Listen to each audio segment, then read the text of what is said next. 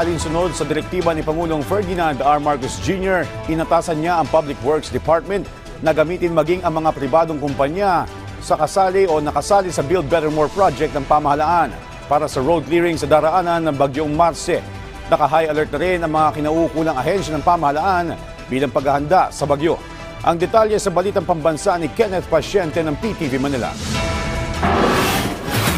Kasunod ng paglakas ng Bagyong Marce, inalerto ni Pangulong Ferdinand R. Marcos Jr. ang kinaukulang ahensya ng gobyerno sa harap ng banta ng posibleng epekto nito. Hinimok ng punong ehekutibo ang mga ito na magkaroon ng maayos na sistema ng komunikasyon para sa mabilis na pag-abiso sa mga apektadong residente. Lalo na anyat ang hudyat ng mga kinaukulan ang laging pinagbabasehan ng kilos ng mga mamamayan. Naatasan din ng DPWH at DOTR na mag-standby para sa posibleng clearing operations at inabisuhan na dapat ay handa ring tumulong ang mga sasakyan ng pribadong kumpanya na kabilang sa Build Better More program ng pamahalaan. Sinabi rin ng punong ehekutibo na dapat ay naka-alerto na ngayon pa lang ang mga rescue equipment ng lahat ng antas ng pamahalaan para makatulong sa mga ikakasang rescue operation. Dapat din anyang round the clock ang pagbabantay sa mga ilog at iba pang lagusan ng tubig.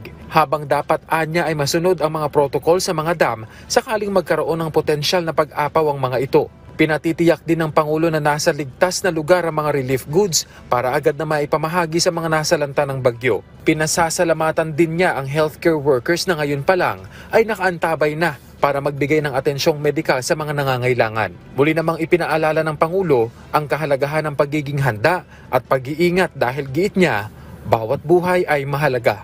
Mula PTV, Kenneth Pasyente, Balitang Pambansa.